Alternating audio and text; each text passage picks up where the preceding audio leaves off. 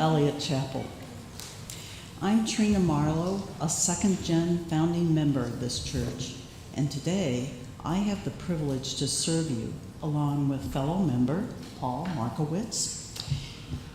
Paul grew up on the East Coast and came to St. Louis for college. After living briefly on the West Coast, he returned to St. Louis with his spouse Gammon Earhart and son Malin Earhart. Did I say that right? Okay, Malin, yes.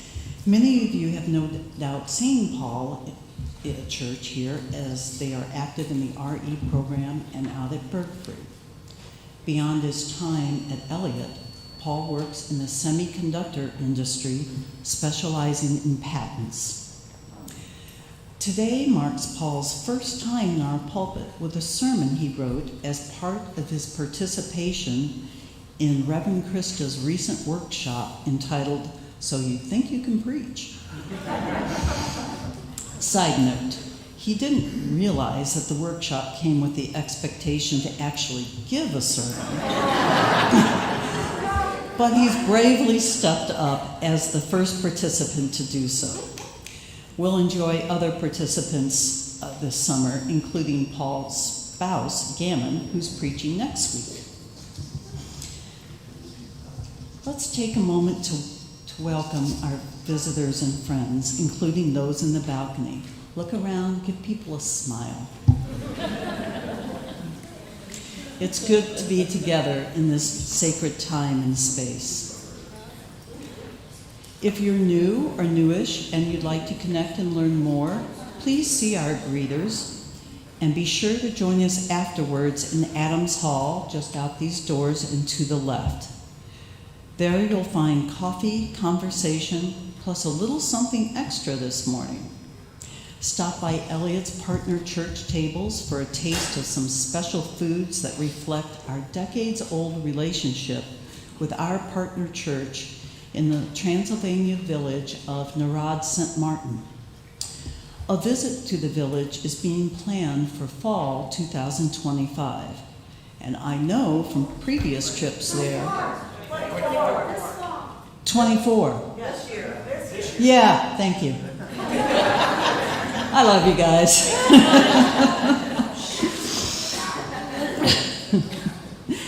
Well, I can tell you from previous experience that there will be plenty of meaningful experiences on the trip, including good food and a taste of their local liquor, Palinka, that we happily share with our Unitarian brethren. If you're joining us via live stream today, send an email to welcome@eliotchapel.org, and we'll respond with information and answers to any questions you might have about Unitarianism or Eliot Chapel. Also, everyone's welcome to join us on Zoom at 12:45 for our virtual Coffee, Conversation, and Connections Hour. You'll find these links and others online at eliotchapel.org. And speaking of connection, our vision is to create a just world through vibrant, beloved community. We live into this vision by welcoming everyone who comes through our doors, without regard to their beliefs, family structure, race, class, gender, or sexual orientation.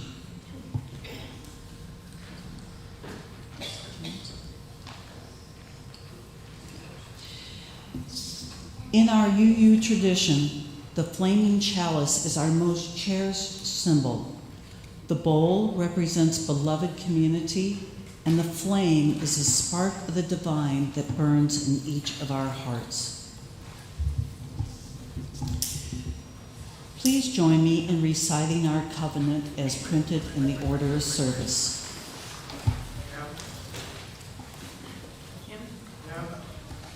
Oh, hymn.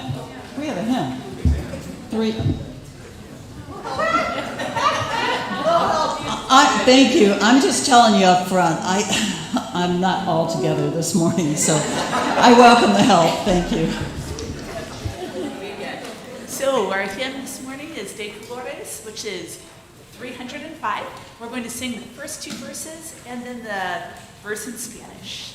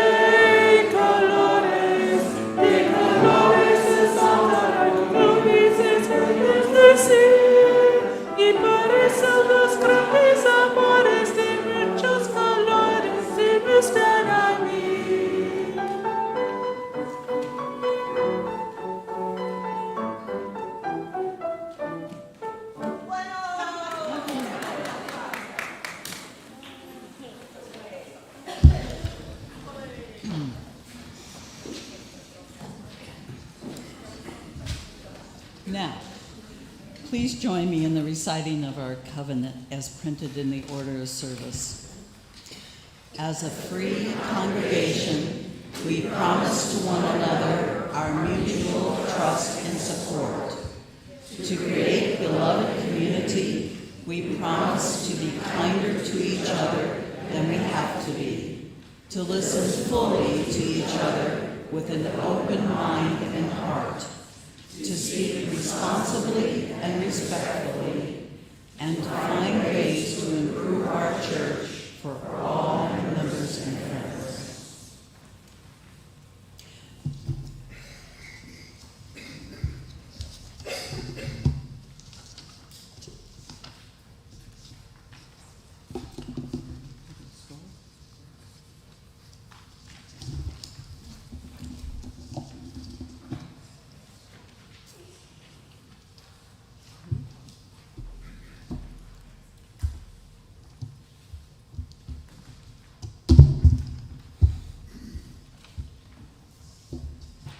Today's story for all ages is The Elephant and the Blindfolded Friends. It's a retelling of The Elephant and the Seven Blind Men, which is from a collection by the Reverend Michelle Collins. In a distant village, there lived 6 friends, known for their adventurous spirits and unquenchable curiosity. One day, a traveler passed through, bringing tales of a magnificent creature, an elephant, a being none in the village had ever seen. To satisfy their curiosity, the friends decided to experience this wonder firsthand, but to make their encounter more intriguing, they agreed to do it blindfolded, to rely solely on their other senses. As the elephant was brought before them, each friend approached, their hands reaching out in anticipation. The first, upon touching the elephant's sturdy side, declared, "Ah, this creature is like a wall, broad and unyielding." Meanwhile, the second friend found the elephant's tusk. "You're mistaken," he exclaimed. "This creature is hard and sharp like a spear." The confusion grew as each friend encountered different parts of the elephant. The third friend, feeling the trunk, argued, "No, no, it's like a thick snake." The fourth, holding the elephant's ear, disagreed. "It's definitely like a large fan or perhaps a giant leaf." The fifth, who had stumbled upon the elephant's leg, announced, "All of you are wrong. This is clearly a tree trunk, strong and round." Lastly, the sixth, grasping the tail, laughed at the others. "You're all fooled. This creature is like a rope, long and thin." The friends bickered, each convinced of their own perception, their voices rising in a cacophony of disagreement. It wasn't until the traveler, amused by their debate, removed their blindfolds that they saw the elephant in its entirety. With their sight restored, they stared in wonder at the magnificent creature, realizing that each of them was right, yet also wrong. The wall, the spear, the snake, the fan, the tree, and the rope were all parts of the same wondrous being. The traveler spoke, his voice laced with wisdom. "You each touched the same truth, but from different angles. The elephant is all that you described and more. It teaches us that our individual experience can be true, but may not represent the whole picture." Chastened and enlightened, the friends learned an invaluable lesson that day. They understood that true understanding requires seeing the whole picture, not just parts. And so, the story of the blindfolded people and the elephant became a tale passed down through generations, a reminder of the richness of perspective and the importance of holistic understanding.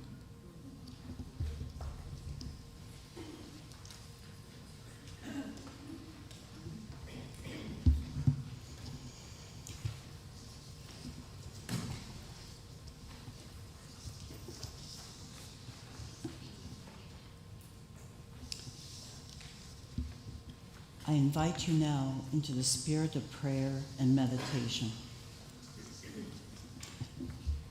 Spirit of life, our heritage calls with echoing voices, urging love, creating connection, and summoning joy. We answer that call with grateful hearts, rejoicing in the beauty and diversity in all living things. Guide us to treat each other with kindness and compassion, embracing the uniqueness of every being we meet. We pledge to hold one another with respect and understanding, acknowledging that our differences are our strength. And we give thanks for the joy of learning, loving, and growing through all these things. Amen. And blessed be. Now we enter a time of meditative silence. Into this space, you may speak aloud or silently share the names of those you would hold up in prayer.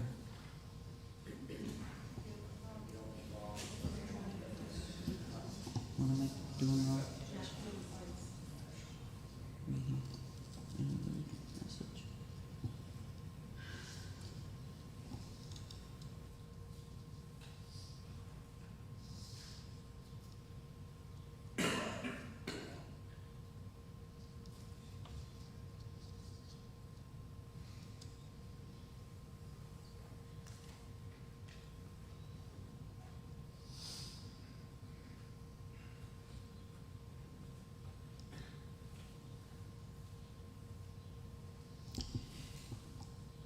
In the name of the timeless love which moves in and through us, this we pray. Amen and blessed be.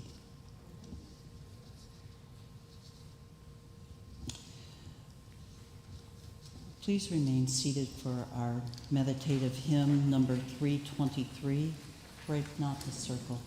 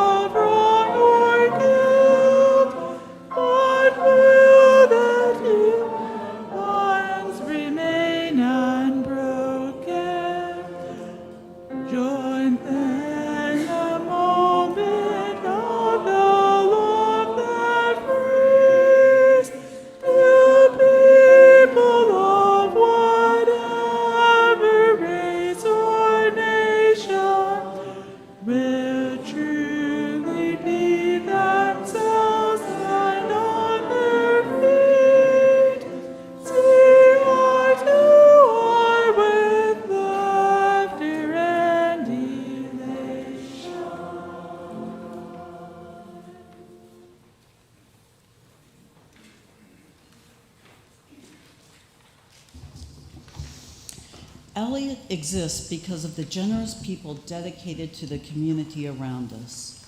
Each month, we share half our Sunday offerings with a local organization that lives our values through their work.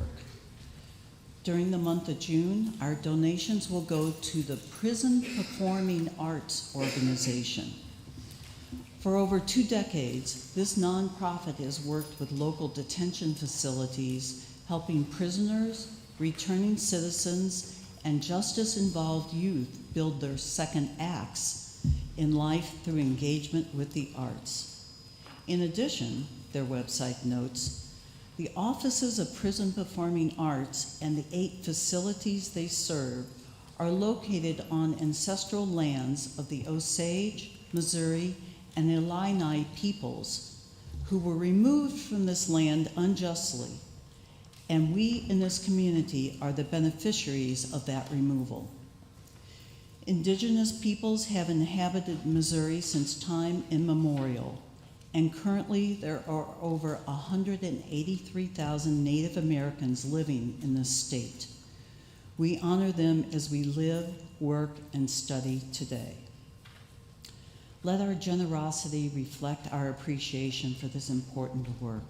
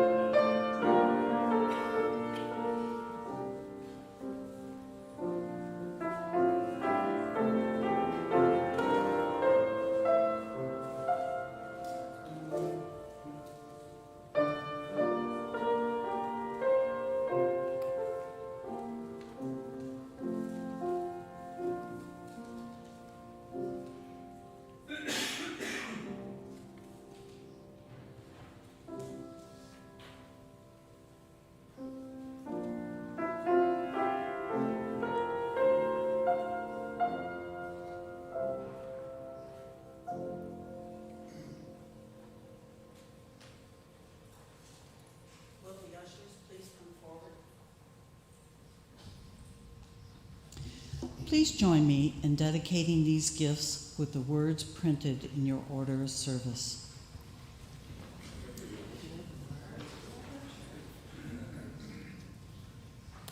To the work of the church, which is weaving a tapestry of love and justice, we dedicate our lives, and these our offerings.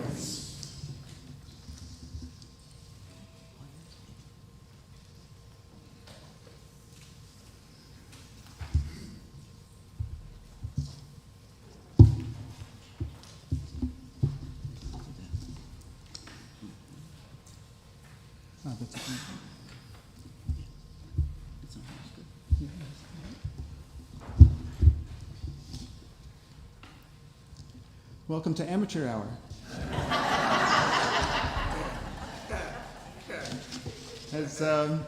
As Trina said earlier, there was a class called So You Think You Can Preach, which is how I and most of the other lay preachers you'll see this summer came about to doing this.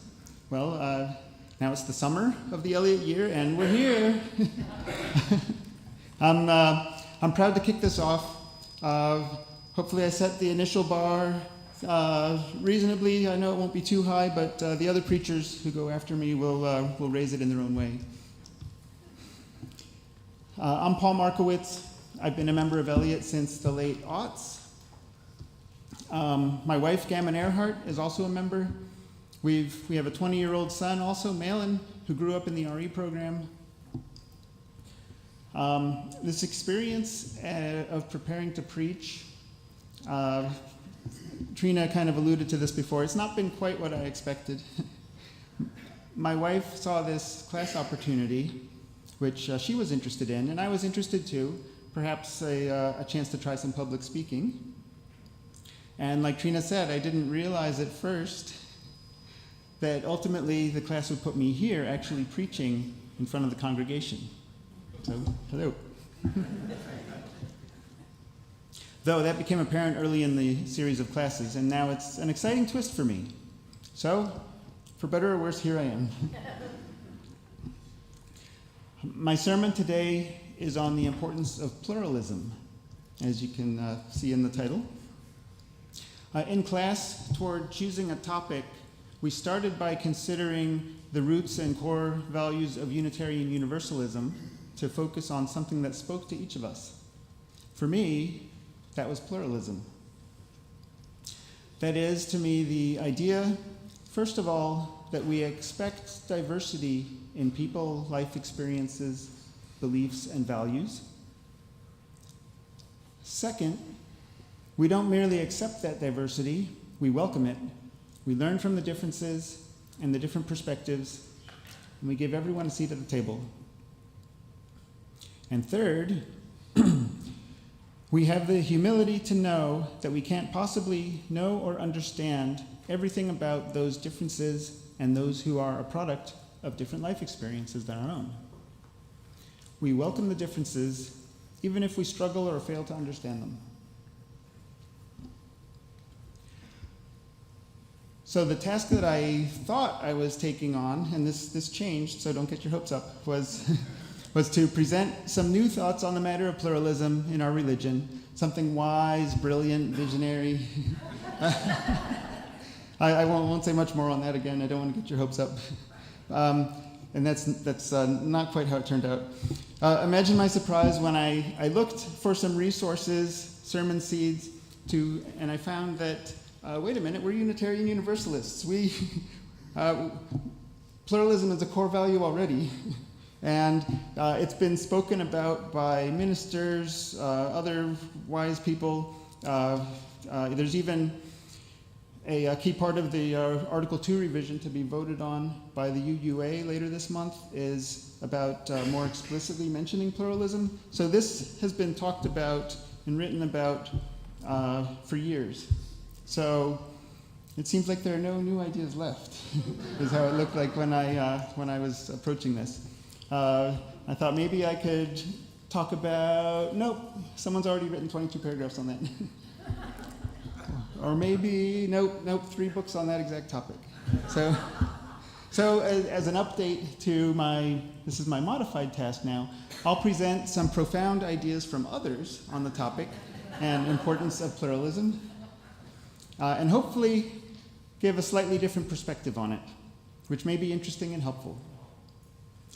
These ideas bear repeating, especially at a time when divisions in our society, different values, different political beliefs, even different ideas about what is reality and what is fake, are all coming to a head for many people in what feels like a defining moment for our country, world, and even humanity itself. Thank you for indulging me. Here we go. The children's story, which I gave a moment ago, The Elephant and the Blindfolded Friends, it's one that you all know. I'm sure everyone has heard it before. But it hits on one of the key ideas I want to emphasize today. When faced with something new, someone with a different life story and perspective, it's easy to find a leg or an ear and unconsciously fill in the rest of the picture, not have the whole elephant. The friends of the story ultimately saw the whole picture, the entire elephant, once they took their blindfolds off. Part of my message today will be that our blindfolds don't come off, at least not entirely, not without a whole lot of work, and even when we think they've come off, we can't really be sure. What we do know is no matter how different another person is, or how different their perspective, they're still a human being, and our shared humanity is important for its own sake.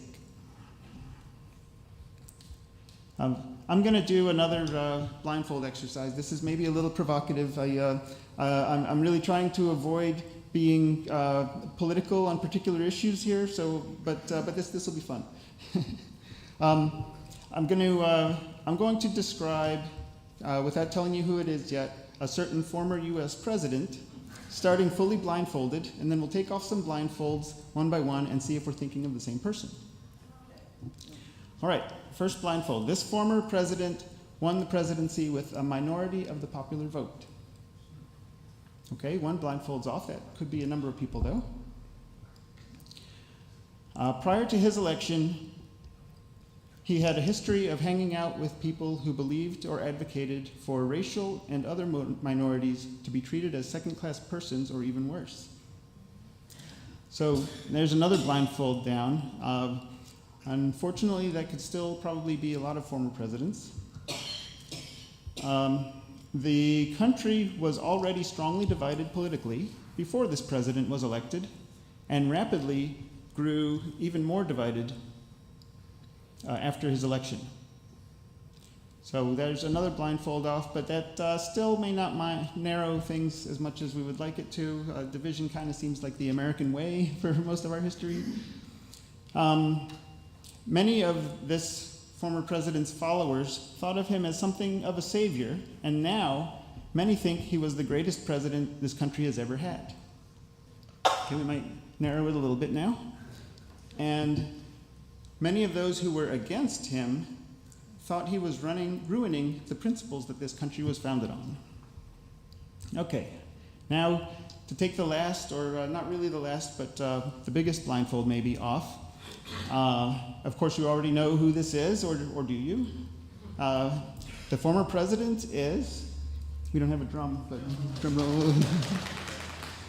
Abraham Lincoln. Okay. So I'll repeat, I don't intend for the sermon to be political, at least not any further than the idea of pluralism itself could be considered political. So while this little exercise may have been fun, I don't want to talk too much about any specifics of any former presidents your blindfolded selves may have thought of. Okay, but I chose Abraham Lincoln for a reason. As we pick up the blindfold a little more, and there are still blindfolds, I want to point to some parts of the historical record which were conveniently, for me, summarized in a Hidden Brain interview of Steve Inskeep, who, besides being an NPR host, is also a Lincoln historian and wrote a book, Differ We Must, How Lincoln Succeeded in a Divided America. It turns out Lincoln had a strong tendency to maintain friendly relationships with people who he dramatically disagreed with on important issues. While Lincoln was an early believer that slavery was wrong and ought to be ended as quickly as possible, one of his best friends was a slave owner who, while also believing slavery was morally wrong, viewed it as something of a status quo that there was not really any hurry or serious motivation to end. Now, I don't have anything against Lincoln, and I'm actually one of those people who thinks he was our greatest president. But this exercise is really for lifting the blindfolds. But think of that for a moment. So a person who thought, even though slavery was morally wrong, that it was just the way it is, and there's nothing we should do to change it. In today's world, I think most of us would consider such a person, or at least their views, reprehensible, and quickly separate from them or minimize contact with someone with such beliefs. I don't mean to suggest those views are okay. Some of us might also criticize Lincoln for not doing so. I will mention, though, that throughout their friendship, Lincoln did repeatedly press his friend on the issue of slavery, working to persuade him toward an obligation to work toward abolition. But with this blindfold removed, perhaps we see a more questionable side of Lincoln than we have grown to imagine. Similarly, when Lincoln issued the Emancipation Proclamation, it was crafted as a partial emancipation, emancipating enslaved people only in Confederate states and rebel-held areas.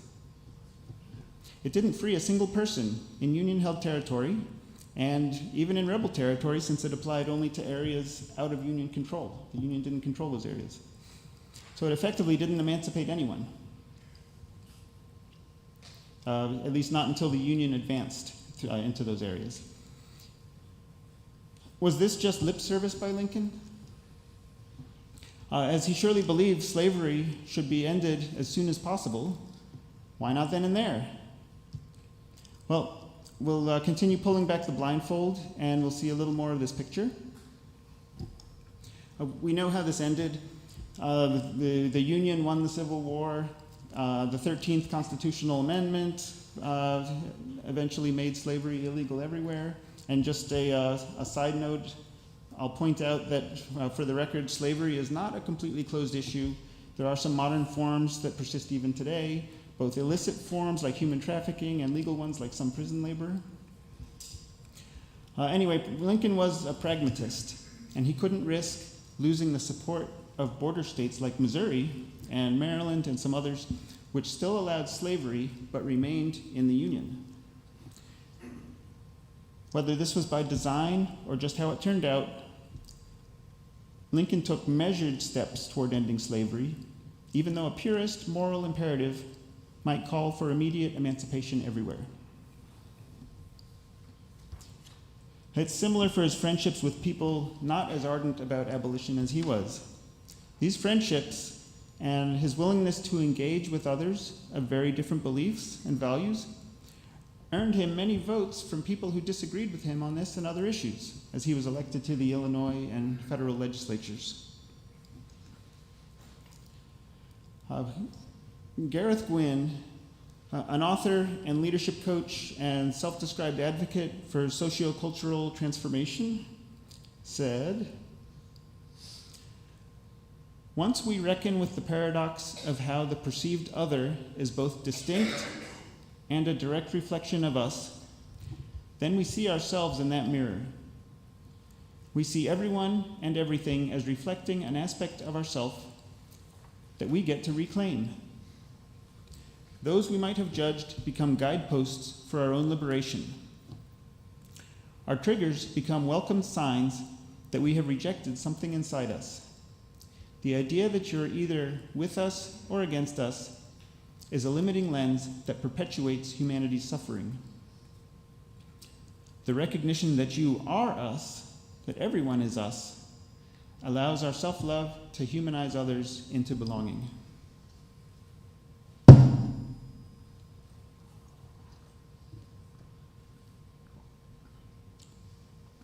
I suppose a lesson from this is to maintain your relationships, even with those whose values and beliefs seem very different from your own. We seek to understand what we can, but those relationships are still important, even if we don't understand. We have a shared humanity, which is important for its own sake. The relationships may also be useful as we try to make progress on important issues. For another look, let's look at our political divisions today, which involve differences not only in policies, but also values and even on what's real and what's fake. Samuel Cronin, an independent writer interested in American culture, identity, and race politics, had an important observation, which I'll quote here. Democrats and Republicans are engaging with each other less often, and we frequent separate social circles and media channels, which makes us susceptible to pigeonholing our presumed enemies and stoking the flames of discord. This phenomenon is evidenced by the growing taboo against marriage between opposing members of political parties, and the fact that Democrats and Republicans are becoming less inclined to live near each other. Many people from both sides of the spectrum report finding it stressful to talk politics with someone on the other side.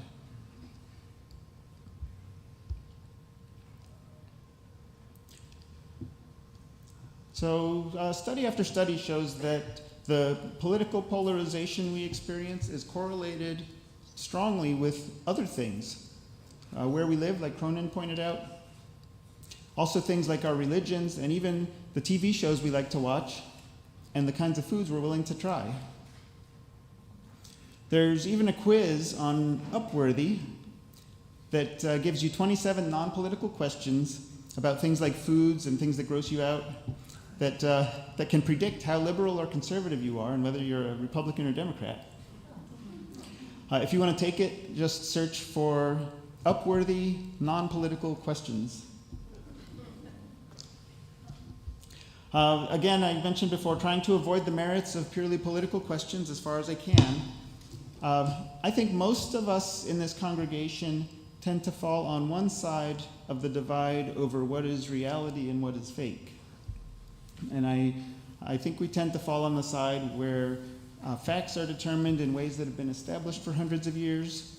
Science is peer-reviewed and tested, and it takes more than simple charisma to determine what is true. And as a side note, and I have lots of side notes you may notice, I don't mean to suggest there's only one divide, or that all of us fall on the same side of all the divides or any particular divide. But something about UUs, I don't know if it's our inclusive nature, our reliance on multiple sources and philosophies, I don't know what, but seems to coincide with a pretty good sense for what's real and what's not, at least in many cases. But also as UUs, we should recognize that for the most part, those on the other side are not deliberately trying to end our freedoms or our democracy or our world. In general, these are people who think they know what is best and are trying to improve society on that basis. They may be wrong in our reality, the real one, but they're working from a place of goodwill and love, just as we are. This is an important aspect of our shared humanity. In fact, they may have similar fears about us, that we would try to end their freedoms and otherwise harm them. Pierce Godwin, founder of the Listen First Project, which is dedicated to reducing toxic polarization in America, said, "We have meta misperceptions. Not only do we have misperceptions of each other, but we also have misperceptions about how they perceive us. If I'm convinced that these people are not only crazy, but that they hate me and are out to destroy everything I hold dear, you'd better believe that I'm going to get more into my corner and fight back and lash out and not lean on the better angels of our nature. That is a compounding problem that makes it so wicked."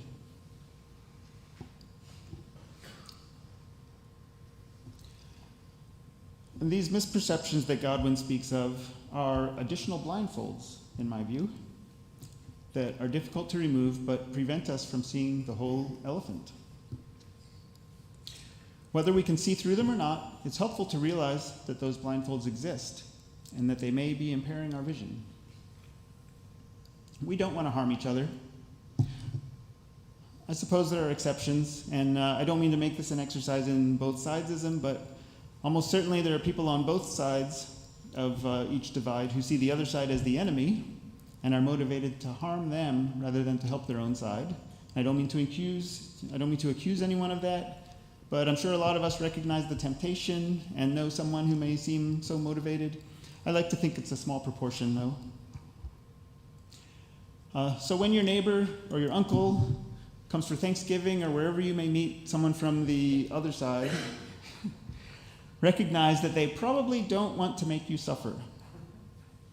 Your uncle wants what's best for the world too, though that's in his version of reality, which may be somewhat different from what's best for it in yours. I suggest, as many other UU thinkers have also recommended, that we not only avoid rejecting people because they seem different from us, whether by appearance, history, beliefs, etc., or any other impression we may have of them, but to welcome them into our world and community. Keep inviting your uncle to Thanksgiving. Though you still won't agree with him on what's real, maybe you can agree that you both value your family and happy times together. You can share your humanity. One last place where I'm sure misperceptions like these play a significant role, and again, I don't want to get too political, but is with the current Israel-Hamas conflict. So, of course, conflict has been brewing between who I'll call Israelis and Arabs for at least 75 years, and I'm deliberately using the words Israelis and Arabs loosely without reference to a particular definition. Certainly there are Arab Israelis and plenty of other overlaps, so I'm just using those words as placeholders to distinguish sides of a conflict. I myself am an American Jew who went to 10 years of Hebrew school. Well, maybe not 10, but it seemed like it.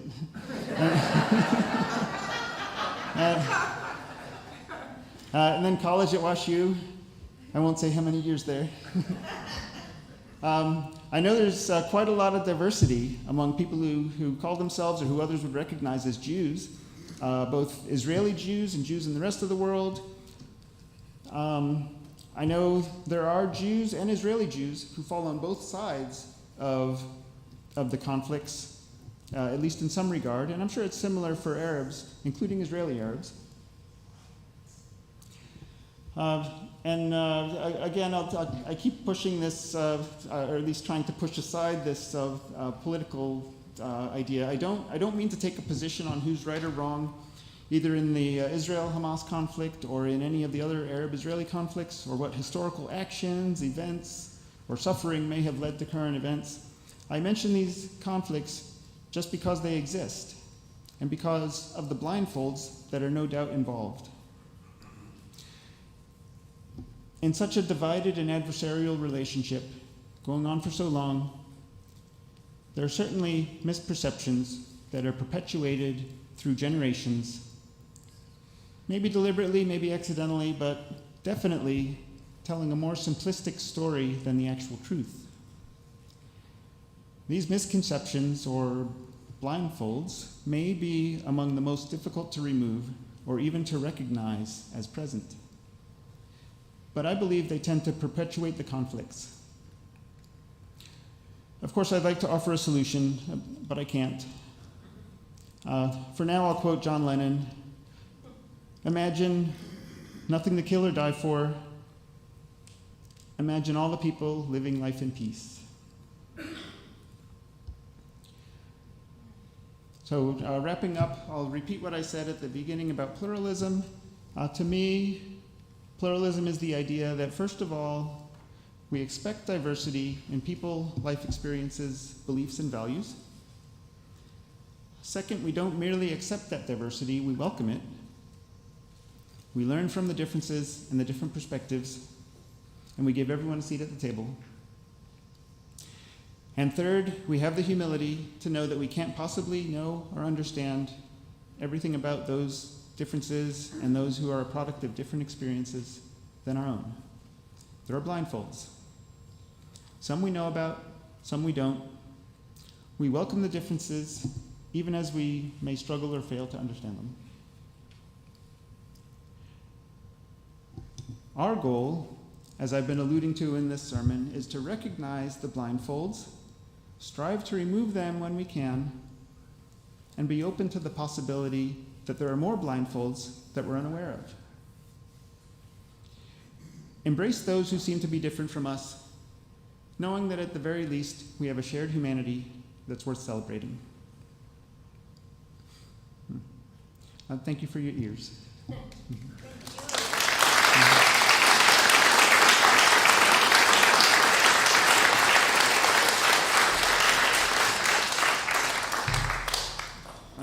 Please rise in body or spirit. For our closing hymn, Building Bridges, it's number 1023 in the teal hymnal, soft cover. For building bridges, we are going to practice listening first, and then singing together, and then I'm going to divide you. So that way, we can practice coming together. So when we divide, down the middle here, this half, please join me first And the other half, please follow Beth.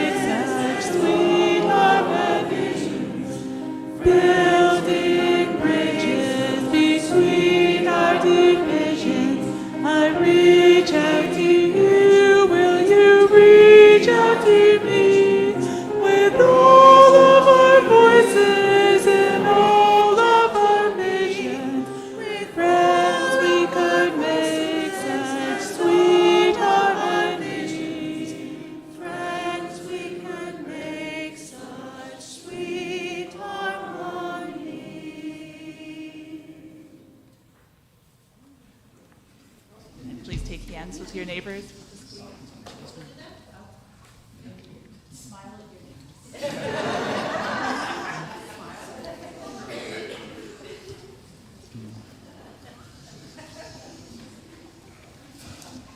Our time together has come to an end, and as we extinguish this flame, we don't extinguish the light of truth, or the warmth of community, or the fire of commitment. These we carry in our hearts until we are together again. And you're already seated for the prayer.